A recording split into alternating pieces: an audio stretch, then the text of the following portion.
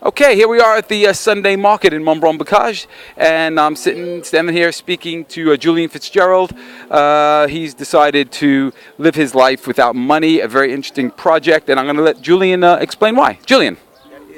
That's the good start, because what I found with this espace de partage sharing space on the market, which is you give things to people free and they bring them, is that everybody is obsessed with this without money thing.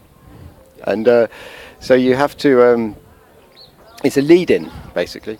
Excuse me, a what? It's a lead-in. It's got bugger all to do with, stop ramming that thing up my nose, please. Sorry, it's got to be close. Well, it's painful. Such as life. Yeah, okay. Without money, it's without petrodollars, it's without the petrol money. Because we actually, 70% of, or 80% of the money that the stuff that we eat, the wheat, is made out of petrol.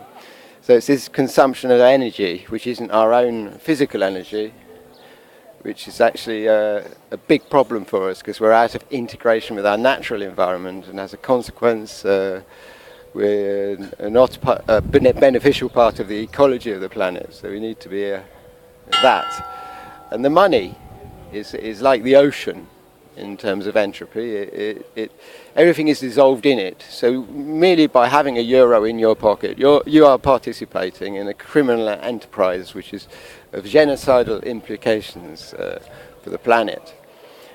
You must stop that straight away and learn to master your own money. That is to say, you buy with what you want to buy with, and you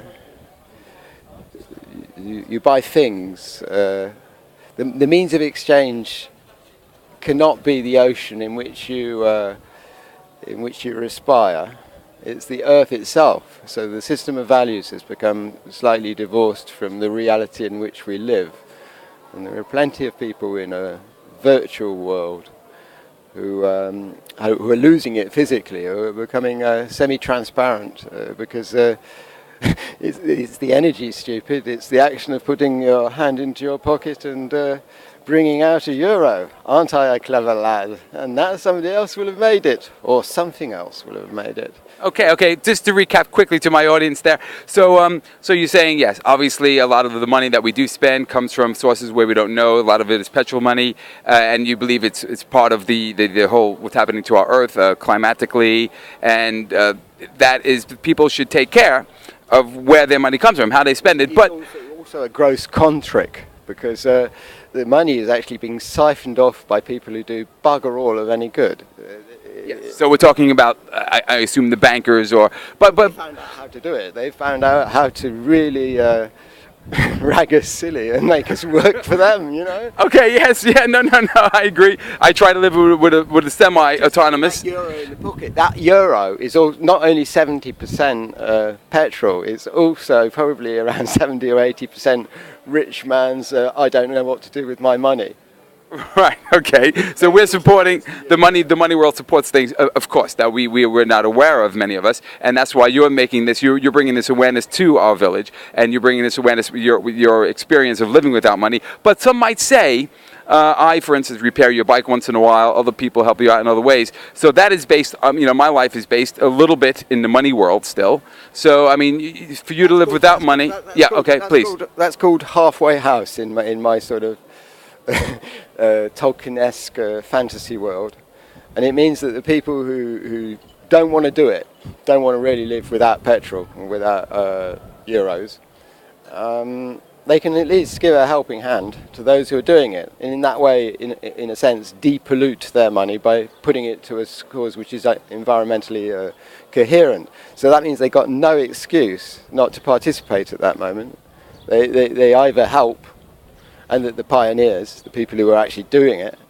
And once you get a big enough network up, I mean, if you take Europe, for example, well, the recuperation of pollution of heavy metals that we've already taken out of the earth, we've done a good job. We've got a lot of that stuff. And merely reusing things like bicycles, what they're actually doing at present in France is they're actually putting them all into the tip and melting them down in the pitiful hope that we won't manage to get to them and use the bikes before they melt them down.